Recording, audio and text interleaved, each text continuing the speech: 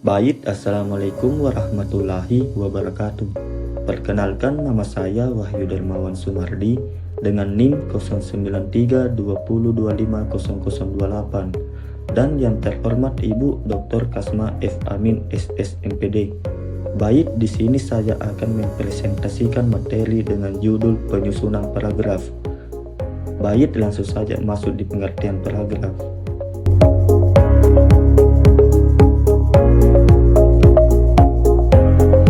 Dan adapun yaitu pengertian paragraf. Paragraf adalah sebuah karangan yang membangun satu pikiran sebagai pesan yang disampaikan oleh penulisan dalam tulisan atau karangannya. Paragraf adalah suatu bentuk bahasa yang diperoleh dari hasil penggabungan beberapa kalimat.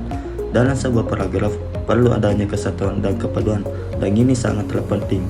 Kesatuan berarti seluruh kalimat dalam paragraf membicarakan gagasan tunggal atau hanya gagasan. Kepaduan berarti seluruh kalimat dalam paragraf yang saling berkaitan.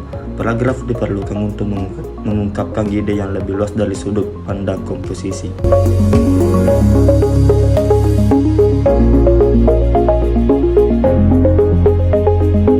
Adapun poin-poin tujuan paragraf yaitu 1. Untuk mengekspresikan gagasan utama yang ingin disampaikan oleh penulis.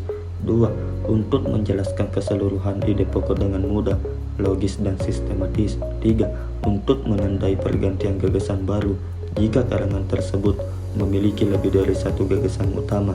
4. Untuk membantu pembaca memahami gagasan utama sebuah karangan. 5. Untuk memudahkan pengendalian variabel jika karangan berisi lebih dari satu variabel. 6. Untuk membantu penulis menyusun dan mengembangkan ide yang akan diluangkan dalam karangannya yang berhubungan dengan topik yang akan dibahas. Adapun jenis-jenis paragraf ada 8, yaitu 1. Paragraf pembuka.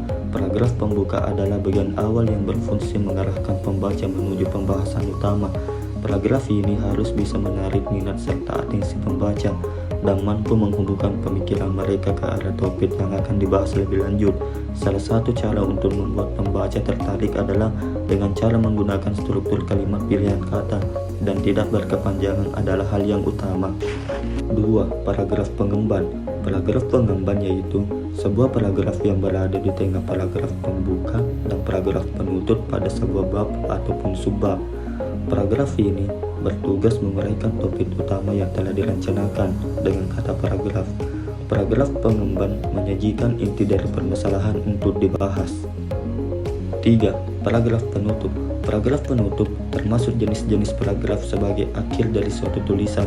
Setelah ide-ide utama dalam paragraf pengemban disampaikan, ide-ide tersebut dirangkum kembali secara singkat dalam paragraf penutup. Karena itu, paragraf penutup biasanya berisi kesimpulan dan isi paragraf pengembang.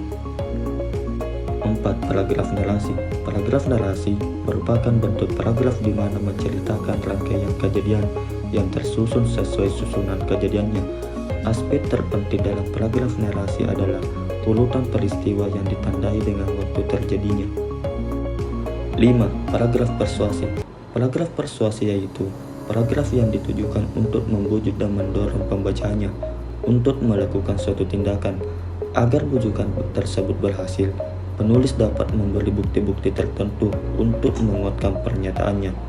Keberhasilan paragraf persuasi tergantung pada besar kepercayaan yang dimiliki pembaca. 6. Paragraf eksposisi. Paragraf eksposisi merupakan suatu bentuk paragraf yang ditunjukkan sebagai bentuk penjelas mengenai suatu misalah kepada pembaca. Sebuah permasalahan dijelaskan secara rinci agar pembaca dapat memahaminya dengan baik. Paragraf eksposisi biasanya bersifat non-fiksi atau ilmiah. 7. Paragraf deskripsi.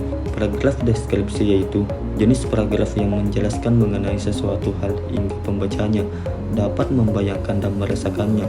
Tujuan dari paragraf deskripsi adalah untuk memberikan gambaran yang sesuai dengan pengalaman penulis, sehingga pembaca dapat merasakan pengalaman yang serupa dengan penulis. 8. Paragraf argumentasi. Paragraf argumentasi merupakan jenis paragraf yang menyajikan alasan dan argumen yang kuat untuk mendukung atau menantang suatu pendapat atau gagasan. Untuk menguatkan argumen yang disampaikan, penulis bisa menyertakan alasan bukti atau data yang mendukung, seperti bukti fakta, hasil pengamatan, data statistik, dan hasil penelitian.